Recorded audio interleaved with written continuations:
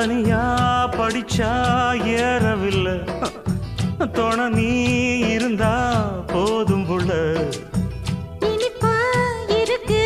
படிப்பதற்கு இரவில் படிக்க விளக்கெதுக்கு முதலாக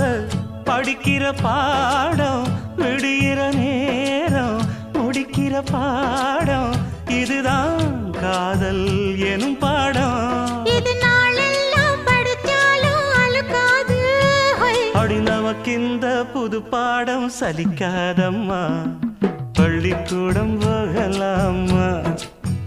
அதுக்கு புத்தகத்தை வாங்கலாமா